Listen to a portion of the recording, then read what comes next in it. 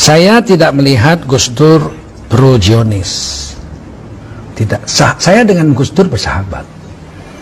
Tahu saya gimana Gus Dur. Ya memang Gus Dur itu ketua Yayasan Shimon Peres, benar. Oh dia dapat dana, iya betul. Untuk membuat hubungan diplomatik dengan Indonesia, dengan Israel, betul. Tapi kan sampai wafat dia nggak buat. Itu cerdasnya Gus Dur. Dia menolaknya halus. Gimana bisakah dibuat hubungan diplomatik antara Israel dengan Indonesia? Bisa, kata Gus Dur. Tapi susah, sulit, memerlukan waktu yang lama. Lah ya udah kita mulai ya, monggo dimulai, tapi nggak pernah dimulai dan tidak pernah terjadi. Udah diproses sudah, tapi ya begitu, tetap nggak bisa. Ketika kemudian orang-orang dari Israel memaksa Gus Dur, cepet, ini butuh waktu perlu, cepet. Gus Dur enak aja ngomong, dia disiarkannya di depan umum. Sebagai presiden dia bilang, saya ini kepingin kita itu membuat hubungan diplomatik antara Indonesia dengan Israel. Seluruh Indonesia marah. Tuh katanya nggak setuju. Mereka itu belum mau, perlu waktu yang lama, kata Gus Dur. Akhirnya Israel diam. Sampai sekarang belum pernah ada hubungan diplomatik. Nggak cerdas itu orang seperti itu. Itu orang cerdas. Fatona itu cerdas. Kita yang belum nyambung begitu. Nah, saya tidak membela membabi buta, memang kenyataannya begitu. Bisa? Bisa. Tapi nggak jadi. Ya memang susah. Dicoba, ayo coba ngomong. Beliau ngomong.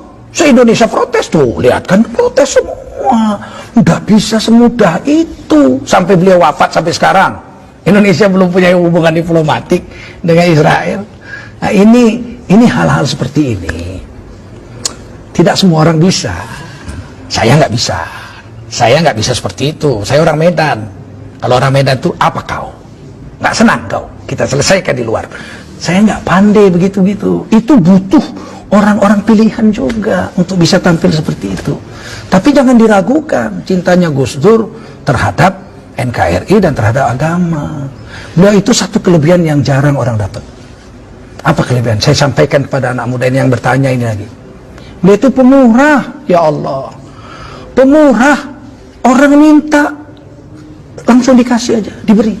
Nggak mikir itu. Bahkan kadang-kadang Gus Dur itu uang belanja istrinya dikasihkan ke orang untuk makan orang. Coba bayangin. Tapi istrinya nanya, Mas, duitnya udah tak kasih orang, tadi ada orang kesusahan. Lah kita gimana? Kita kan belum susah. Kalau kita minjem orang masih percaya lah, kalau dia minjem nggak percaya orang. Sampai sebegitu, oh jangan main-main. Ini orang punya kelebihan, punya kekurangan. Tapi kita jangan memfitnah orang sesuatu yang kita tidak tahu. Kita berdosa nanti. Nah, ada satu kelebihan Gus Dur yang pernah membuat saya menangis. Saya ceritakan ini ya. Saya bukan menjilat Gus Dur sudah wafat, nggak ada urusan. Saya nggak minta jabatan dari bicara saya ini.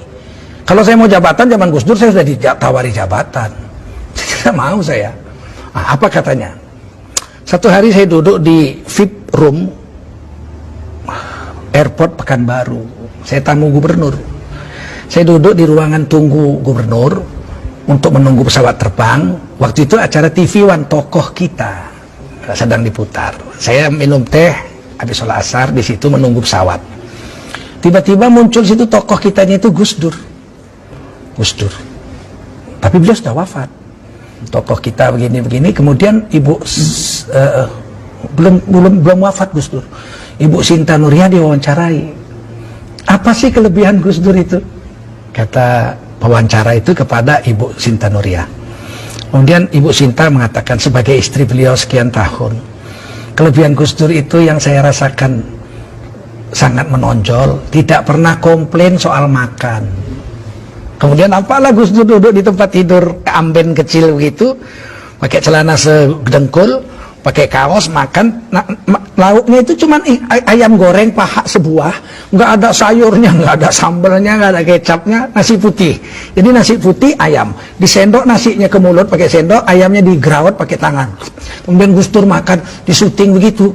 Jadi itulah kelebihan Gus Dur yang membuat saya itu bahagia, kata Ibu Sinta Nuria. Salah satunya seumur hidup perkawinan kami beliau tidak pernah komplain soal makanan. Saya langsung keluar dari situ nangis saya. Sebab kelemahan saya paling besar adalah komplain makanan. Saya sejak kecil ibu saya itu pandai masak. Dan saya anak laki-laki satu-satunya. perempuan 6, laki-laki 1. Sehingga saya makan tuh sangat dimanja. Mau pakai gulai, pakai ini, namanya orang Melayu. Ikan goreng, gulai, segala sambal. Saya keluar, istri saya orang Banten. Sejak kawin tuh biasanya rebus-rebus lalap.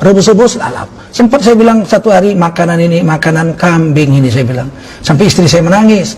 Sebab kami orang Melayu lemak-lemak kayak kelapa. Dia lalap-lalap, tiap hari lalap-lalap rebus. Jengkel juga saya. Saya keluar, saya ambil handphone. Saya telepon istri saya di Jakarta, saya bukan baru. Adik, iya bang, abang pulang dek, abang sedang nunggu pesawat. Loh abang kok nangis? Saya bilang, saya minta maaf adik, saya selama ini selalu komplain soal makan. Pernah saya bilang makanan kambing, kadang-kadang saya banting juga meja gitu, gak suka saya makanan gak enak. Saya minta maaf. Istri saya bilang, abang sehat bang, abang kan gak apa-apa kan, nanti abang jatuh naik kapal terbang. Enggak dek, saya istilah Melayu buang tabiat. Orang mau mati itu tingkahnya aneh-aneh gitu. Saya bilang tidak, saya tidak buang tabiat, enggak ada tingkah aneh-aneh. Saya baru dengar Gus Dur, Ibu Santa Nuria diwawancarai, ternyata kelebihan Gus Dur nggak pernah komplain soal makan. Saya jadi teringat Rasulullah itu mengatakan dalam hadis, saya tahu hadisnya, jangan komplain soal makanan. Kalau enak kamu makan, kamu puji. Kalau kamu rasa nggak enak, jangan kau caci, tapi jangan kau makan. Pergi aja, jangan kau caci. Nah saya mencaci makanan, padahal saya tahu hadis.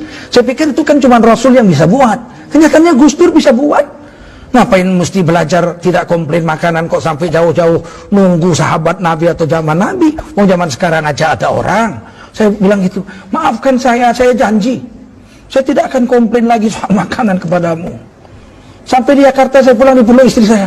Ya Allah bang, abang nonton itu? Iya, saya nggak punya TV di rumah, nggak nonton TV. Tapi di VIP room itu ada televisi, pas TV One tokoh kita. Jadi saudara-saudara, saya tidak menjilat Gus Dur sudah wafat, nggak ada penjabatan saya dengan kata-kata ini. Tapi wajib menceritakan orang yang sudah wafat itu kebaikan-kebaikannya saja. Haram menceritakan aib orang yang sudah mati, karena orang yang sudah wafat itu telah sampai kepada perbuatannya. Kita ceritakan baik-baiknya aja. Nah, Gus Dur itu orang baik, cucu orang soleh, anak orang soleh. Nah, jadi demikian.